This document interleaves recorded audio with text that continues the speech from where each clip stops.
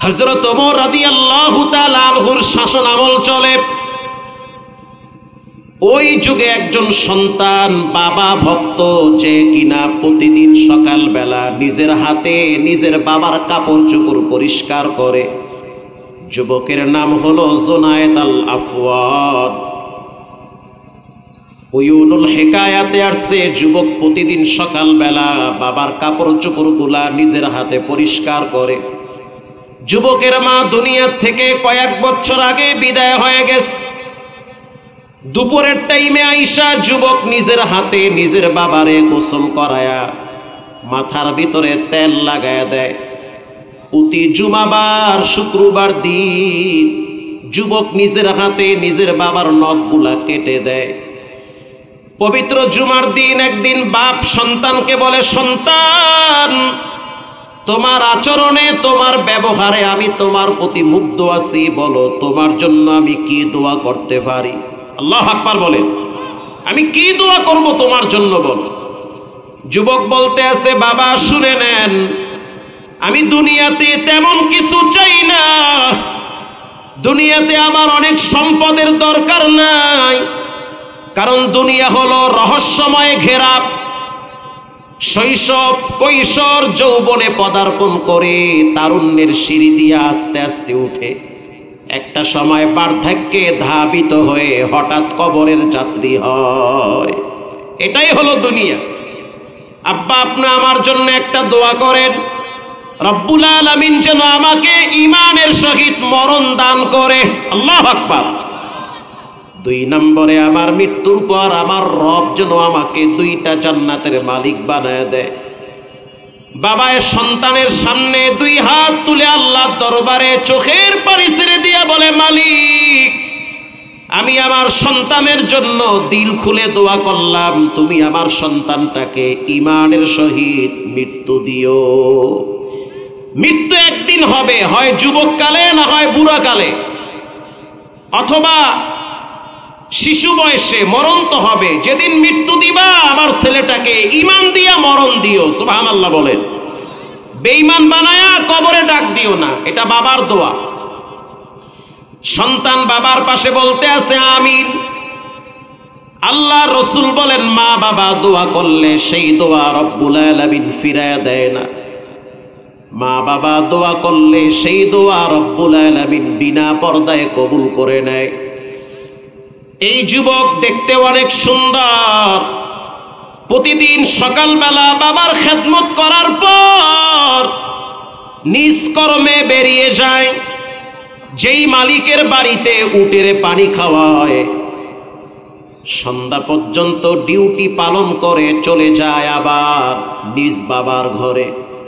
যাওয়া আসার পথে পাহাড়ি অঞ্চল, মরুভূমি, বড় বড় পাহাড়কে উপেক্ষা করে বাড়িতে যেতে হয়। পাহাড়ি অঞ্চলে অনেক মানুষের বসবাস। কিছু মানুষ পাহাড়ের নিচে বাস করে, কিছু মানুষ পাহাড়ের উপরে বাস করে। ঘটনাক্রমে একদিন এক সুন্দরী সুশ্রী নারী যাওয়া আসার পথে যুবককে প্রস্তাব দিল, যুবক রে, দেখতে তোমাকে অনেক চমৎকার লাগে, তোমার আচরণ ব্যবহার অনেক সুন্দর, আমি চাই তুমি আমার সাথে পার্সোনাল কিছু সময় কাটাও। যুবক বলতে আছে, তোমার সাথে আমার দেখা সাক্ষাৎ হারাম, আমি তোমার সাথে কোনোভাবেই সম্পর্কে জড়াইতে চাই না। আমার এই রক্ত পবিত্র, দেহটার চামড়াও পবিত্র, আমি আমার যৌবনকে আল্লাহর ডরে সেভ করে রাখছি। আল্লাহু আকবার বলেন। আমি জীবনে কোনোদিন কোনো পর নারীর সাথে সম্পর্কে জড়াই নাই। আমার বাবা আমার জন্য যেই মেয়েটা ঠিক করেছে তার সাথে আমার বিবাহ বন্ধনে আবদ্ধ হব। মেয়েটা প্রথম দিন প্রস্তাব দিল, যুবক প্রত্যাখ্যান করল। কিছুদিন পর মেয়েটা আবার তাকে সামনে দাঁড়াইয়া প্রস্তাব করল, যুবক, তোমার চেহারার ভিতরে লাবণ্যতা আছে, কথার ভিতরে মাধুর্যতা আছে, দেখতে অনেক সুন্দর, আমি চাই তুমি আমার সাথে পার্সোনাল সময় কাটাও। যুবক বলল, ইন্নী আখাফুল্লাহ, আমি একজনকে সবচেয়ে বেশি ভয় পাই। জোরে বলেন, তিনি হলেন কে? আল্লাহর ডর আমার কলিজার ভিতরে অনেক বেশি। এ জীবনে কত যুবকের জানাজা পড়ছি, কত যুবক বন্ধুর লাশ কবরে রাখছি। অতএব যে কোনো টাইমে আমার প্রাণ পাখিটা বের হয়ে যেতে পারে, পাপাচারে লিপ্ত হইতে পারি না। আলাম ইয়ালাম বিআন্নাল্লাহা ইয়ারা, তোমাকে আমাকে পৃথিবীর কেউ গোপন জায়গায় না দেখলেও একজন দেখেন, তিনি হলেন কে? এ কথা যখন যুবক সাপ সাপ জানিয়ে দিল, কিছুদিন পর মেয়েটা আবার তার সামনে দাঁড়ায় বলতেছে, যুবক 3 বারের বার প্রস্তাব করলাম, ভেবে দেখো। যুবক বলল, সাবধান, এ দেহের ভিতরে কোনোদিন কোনো ব্যভিচারের রক্ত স্পর্শ হয় নাই, জীবনে কোনোদিন ব্যভিচারের কোনো গন্ধ এই দেহের ভিতরে লাগে নাই। অতএব তোমার সাথে আমি কোনো খারাপ সম্পর্কে জড়াইতে চাই না, আমি পবিত্র বন্ধনে আবদ্ধ হইতে চাই। এক সময় বিবাহ করব, বাচ্চা হবে, আমার পাপের কারণে না জানি আমার সন্তানের শাস্তি হয়, এজন্য আমি আল্লাহরে ডরাই। যাও, তোমার সাথে আমি কোনো ধরনের গোপন সম্পর্কে জড়াইতে চাই না। আল্লাহু আকবার বলেন। এরাও মানুষ, আমরাও মানুষ, এরাও মরছে, আমরাও তো মরব। কিছুদিন পরে মেয়েটা তার রাস্তা আবার আটকায় রাখছে। শুধু তাই না, যুবক, যদি আজকে আমার কথা না শোনো তাহলে এই রাস্তা দিয়ে বাসায় যেতে দিব না। চিৎকার মেরে বলবো যে তুমি আমার সাথে কুকর্মে লিপ্ত হওয়ার জন্য প্রস্তাব দিচ্ছ। আর পাহাড়ি যুবকদের সাহস বেশি, তোমার জীবনকে নস্যাৎ করে দিবে। যুবক চোখের পানি ছেড়ে দিয়া বলতে আছে, আল্লাহ, আমি প্রতিটা পাপকে মৃত্যুর চেয়েও বেশি ভয় পাই, আমি প্রতিটা অপরাধকে ভয় পাই। আমি জানি তোমার দয়া ছাড়া, তোমার অনুগ্রহ ছাড়া পাপ থেকে বাঁচতে পারবো না। অতএব তুমি আমাকে এই পাপ থেকে বাঁচার জন্য যদি মৃত্যু দেওয়া লাগে, তাহলে আমার জীবনে মৃত্যুটাই সবচেয়ে উত্তম হবে। আয় আল্লাহ, জেনা ব্যভিচারে লিপ্ত হওয়ার চাইতে তুমি আমাকে মৃত্যু দান করো। হাদিস শরীফে আসছে, কখনো কখনো বান্দার দোয়া বিনা পর্দায় কবুল করেন একজন, তিনি হলেন কে? কবুল হয়ে গেছে। যুবকের শরীরে জ্বর চলে আসছে, কাঁপুনি শুরু হয়ে গেছে, শরীরের ভিতরে খিঁচুনি চলে আসছে। মেয়েটা যখন ভাবতে পারলো যুবকের দেহের ভিতরে বুঝি মির্গি ব্যারামে চাপ দিয়েছে, আসলে মির্গি ব্যারাম হয় নাই, রবের ডরে শরীরে জ্বর চলে আসছে। মেয়েটা ভয়েতে যুবককে রেখে নিজের বাড়ির দিকে রওনা হয়েছে। যুবক প্রথম চিৎকারে বলেছিল আল্লাহু আকবার, দ্বিতীয় চিৎকারে বলেছিল লা ইলাহা ইল্লাল্লাহ, তৃতীয় চিৎকারে বলেছিল কুল্লু নাফসিন যায়িকাতুল মাউত। প্রত্যেকটা মানুষের জীবনে মৃত্যুর যন্ত্রণা আছে না নাই? যার জান আছে তার একদিন মরণ আছে। এই আয়াত তেলাওয়াত কইরা তার জীবনের শেষ নিঃশ্বাস পাহাড়ে ত্যাগ করেছে। পাহাড়ি যুবকরা বন্ধু বান্ধব আইসা দেখলো ইন্তেকাল করে দেহটা পড়ে আছে পাথরের উপরে। ইবনুল জাওজি রাহিমাহুল্লাহ লেখেন উয়ুনুল হিকায়াতে, পাহাড়ি যুবকরা বলে তাকায়া দেখলাম তার চেহারার ভিতরে হলুদ বর্ণ হয়ে গেছে। বুঝতে পারলাম জান্নাতি যুবক এখানে শুয়ে আছে। বাবাকে খবর দেওয়া হইল। বাপ আইসা নিজের হাতে সন্তান রে কবরে রাখছি। চিন্তা করে দেখেন বাবার ঘাড়ে সন্তানের লাশ হলো সবচেয়ে ভারী। পৃথিবীর ভিতরে বাবার লাশ সন্তানের ঘাড়ে, সন্তানের লাশ বাবার ঘাড়ে, এর চেয়ে বোঝা পৃথিবীতে আর কিছু হতে পারে না। লাশ কবরে রাইখা মুরব্বি চলে গেছে মসজিদে নববীতে। মসজিদে নববীতে যাওয়ার পর হযরত ওমর রাদিয়াল্লাহু তাআলা আনহু তার ইমামতিতে নামাজ চলতেছে। নামাজ শেষ হয়ে গেল, মসজিদের কোনায় বসে বসে মুরব্বি কাঁদতেছে। হযরত ওমর চিন্তায় পড়ে গেল, কে কাঁদতেছে, কেনই বা তার চিৎকারের আওয়াজ আমার কানে আসতেছে। হযরত ওমর নামাজের মুসল্লা ছাইরা মুরব্বির কাছে গিয়ে দেখলো মাথার উপরে কালো একটা চাদর পেঁচায়া বসে বসে কাঁদতেছে। হযরত ওমর প্রশ্ন করলো, ইয়া আব্দুল্লাহ, ও আল্লাহর বান্দা, মা ইউবকি, কি হয়েছে, কেন কাঁদো? মুরব্বি বলতে আছে, আমিরুল মুমিনিন, বাপ নিজের হাতে সন্তান কবরে রাইখা এরপরে নামাজে আসছে, বুঝেন বাবার দিলের অবস্থা কেমন হয়। আমি আমার এই হাত দিয়া সন্তান রে কবরে রাখছি, এমন জায়গায় রাখছি ডানেও মাটি বামেও মাটি, অন্ধকার ছোট্ট একটি খোপের মতো ঘর। রসুল বলেছেন, কবর কারো জন্য জান্নাত, কারো জন্য জাহান্নামের গর্ত। আও হুফরাতুম মিন হুফারিন নার, কবর কারো কারো জন্য জাহান্নামের গর্ত হয়ে যাবে। কবরের ভিতরে বিষাক্ত সাপ আসবে, কবরের ভিতরে বিচ্ছু আইসা নাফরমানদেরকে দংশন করবে। আমার ভয় লাগতেছে সন্তানের সাথে রব কি না জানি ব্যবহার করে। হযরত ওমর বলতেছে, মুরব্বি শুনে নাও, আমি তোমার সন্তান জুনায়েদকে চিনি, সে বড় তাকওয়াওয়ালা পরেজগার যুবক। বলেন সুবহানাল্লাহ। চলো তোমার সন্তানের কবরের পাশে দাঁড়ায়া জিয়ারত করব। এবার সন্তানের কবরের পাশে হযরত ওমর দাঁড়াইয়া কোরআনের একটি আয়াত তেলাওয়াত করল। وَأَمَّا مَنْ خَافَ مَقَامَ رَبِّهِ وَنَهَى النَّفْسَ عَنِ الْهَوَى فَإِنَّ الْجَنَّةَ هِيَ الْمَأْوَى। কেউ যদি আল্লাহর ভয়, গুনার কাছ থেকে ধৈর্যের সহিত নিজেরে বাঁচায়া রাখে, ওই যুবক চাইলে মেয়েটার সাথে খারাপ কাজে লিপ্ত হইতে পারত। কথা ঠিক না বে ঠিক? জেনা ব্যভিচারে লিপ্ত হইতে পারত। পাহাড়ি অঞ্চল কেউ দেখতো না, দেখার মালিক একজন ছিল, তিনি হলেন কে? কিন্তু যুবকের কলিজার ভিতরে ভয় চলে আসছে, বাঁচবো বা কয়দিন, আমার সহপাঠী কতই না বন্ধু বান্ধব কবরের যাত্রী হয়ে গেল, এরপরে না জানি আমার সিরিয়াল চলে আসে, কোন দোকানে আমার জন্য না জানি কাপড়ের কাপড় রেডি হয়ে গেছে, কোন মসজিদে না জানি আমার জন্য পালকিটা রেডি হয়ে গেছে।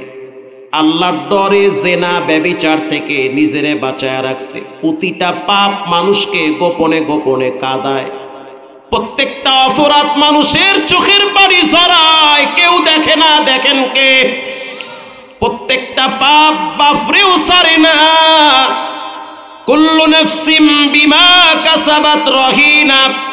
যুবক ভাইয়েরা, মুরব্বী বাবারা, পর্দার ভিতরের মা বোনেরা লিখে নেন, মনে রাখবেন, কপালেও লেখালন, প্রত্যেকটা পাপ মানুষকে একটা সময় শাস্তি দেয়। পাপের অপর নাম হলো মানসিক যন্ত্রণা, পাপের অপর নাম হলো গোপনে গোপনে জ্বলে তুষ হয়ে যাওয়া, পাপের অপর নাম হলো ফ্যামিলির ভিতরে অশান্তি ডাইকা আনা, পাপের অপর নাম হলো ছেলে মেয়েকে কষ্ট দেওয়া। তোমার পাপের কারণে তোমার আব্বায় কষ্ট পায়, তোমার পাপের কারণে তোমার মাসুম বাচ্চাটা কষ্ট পায়। পাপ এমন একটা জিনিস, আল্লাহর পক্ষ থেকে লানত চলে আসে। পাপ এমন একটা জিনিস, ইয়াউমা ইদিন তুহাদ্দিসু আখবারহা, মাটি লানত দেয়। পাপ এমন একটা জিনিস, প্রাকৃতিক দৃশ্যগুলা মানুষকে লানত দেয়, আসমান জমিন মানুষকে ভার্সনা দেয়। হযরত ওমর রাদিয়াল্লাহু তাআলা আনহু বলতে আছে, ওয়া আম্মা মান খাফা মাকামা রাব্বিহি ওয়া নাহান নাফসা আনিল হাওয়া। কেউ যদি আল্লাহর ডরে নিজেকে বাঁচায় রাখে, আল্লাহর সামনে দাঁড়াতে হবে এই ভয়েতে নিজেকে গুনাহ থেকে বাঁচায় রাখে। গুনাহ থেকে বেঁচে থাকাটা হলো সবচেয়ে বড় ধৈর্য। ঠিক না বে ঠিক? বন্ধু বান্ধব বলে আসো, সুযোগ যায় তুমি জানায়া দাও, ইন্নাল্লাহা মা'আস সাবিরিন। ধৈর্যশীল বান্দার সাথে একজন থাকেন, জবান খুলে বলেন তিনি হলেন কে? আমি ধৈর্যশীল বান্দা। আর ধৈর্যশীল বান্দার সাথে রব থাকে। তুমি জানায় দাও যে আমি ধৈর্যশীল বান্দা, ধৈর্যশীলের সাথে আল্লাহ থাকে। যুবকের কবরের ভিতর থেকে আওয়াজ বেরিয়ে আসছে, যুবক বলতে আছে, ওয়ালিমান খাফা মাকামা রাব্বিহি জান্নাতান।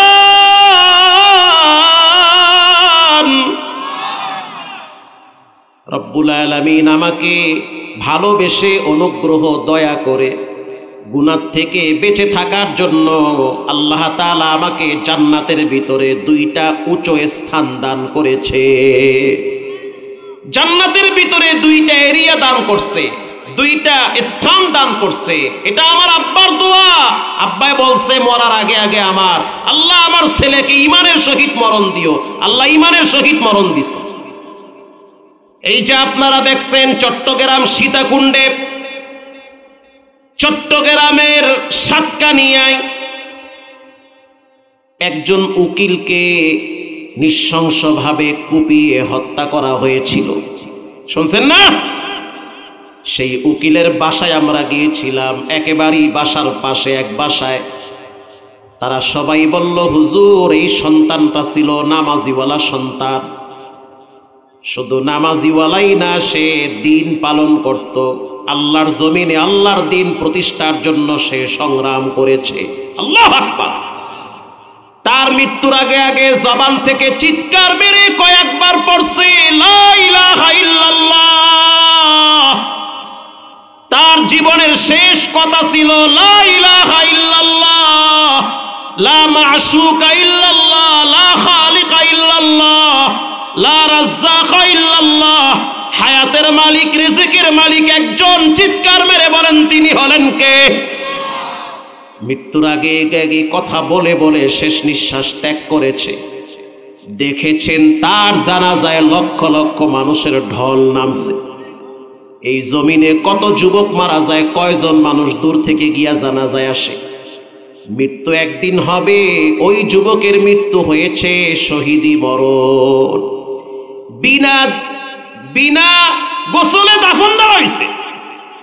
গোসল ছাড়া দাফন তাদেরকে দেওয়া হয়।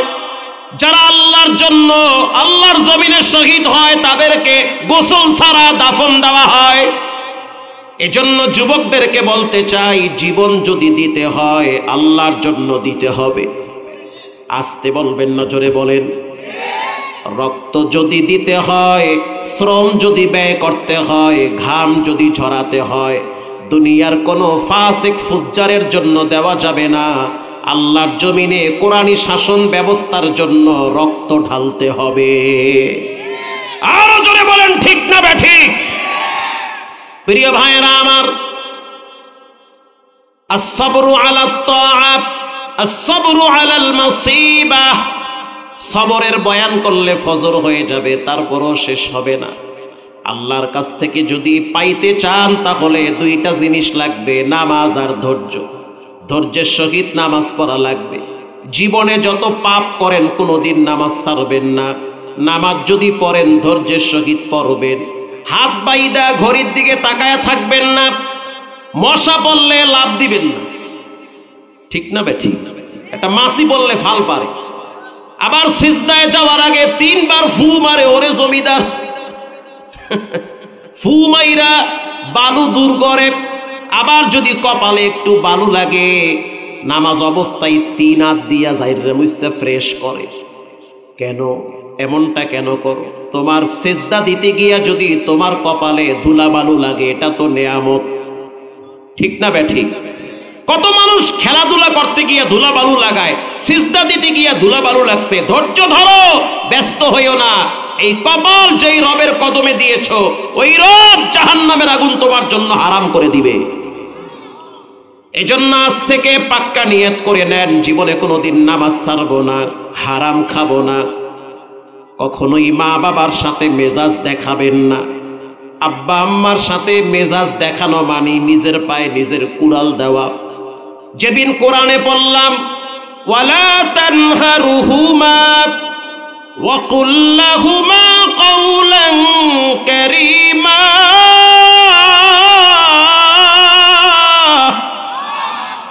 রব্বুল আলামিন বলেন খবরদার মাহমুদুল হাসান সাবধান, সম্মান আরো দিব, টাকা আরো দিব, ইজ্জত আরো দিব, শর্ত হলো মা বাবাকে সম্মান করতে হবে, ঠিক না বেঠিক? এই যুবক, তোমার সম্মানের মালিক তোমার রব, কিন্তু রব্বুল আলামিন এটা তোমার মায়ের পায়ের নিচে আল্লাহ রাইখা দিছে। কখনোই মেজাজ বাবার সাথে দেখাবা না। বাবায় বুড়া হয়ে গেছে, বাবার চলতে কষ্ট হয়, বাবায় তোমার ঘরে খায়, তোমার ঘরে থাকে, বাবার ব্যবহার খারাপ এটাও সত্য, তোমার মায়ের ভাষা খারাপ এটাও সত্য, তোমার মা মিথ্যা বলছে তুমি শুনছো এটাও সত্য, তারপরেও সে তোমার মা, সে তোমার বাপ, চোখ রাঙ্গাইয়া প্রতিবাদ করা যাবে না। প্রতিবাদের ভাষা আছে, সব জায়গায় গরম ভাবে প্রতিবাদ করা যায় না, কিছু কিছু জায়গায় মিষ্টি ভাষা দিয়া প্রতিবাদ করতে হয়।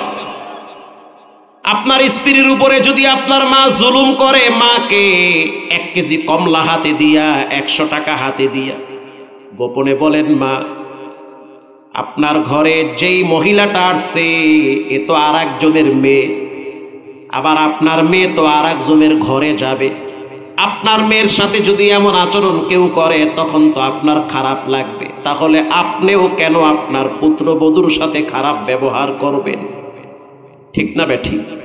চমৎকার ভাবে বুঝাইয়া দেন। মায়ের সামনে কখনোই বইয়ের প্রশংসা করবেন না, করলে কি লাভ আর না করলে কি ক্ষতি, করার দরকার কি?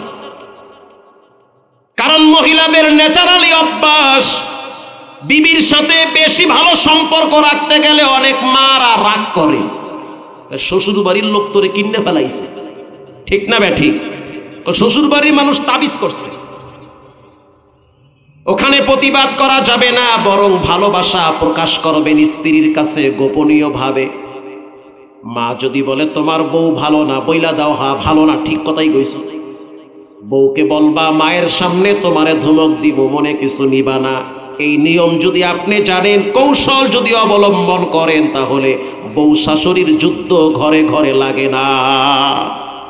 সিস্টেম তো জানেন না, মায়ে কইছে ফট কইরা বউয়ের উপরে রাগ করেন, আবার বউ কইছে মায়ের উপরে চেষ্টা যান, কেন রাগ করেন? আল্লাহ না করুক এমন টাইমে মা কষ্ট পাইছে, বউ শেষ, আপনিও শেষ, জিন্দেগি শেষ। এজন্য যাদের আব্বা আম্মা বুড়া বুড়ি হয়ে গেছে, বুড়া বুড়ি বললে মনে কষ্ট নিয়েন না, যুগের ভাষা, যাদের আব্বা আম্মা বৃদ্ধ বৃদ্ধা হয়ে গেছে, গোপনে তাদের খেদমত করবেন, গোপনে কিছু টাকা পকেটে দিয়ে দেন।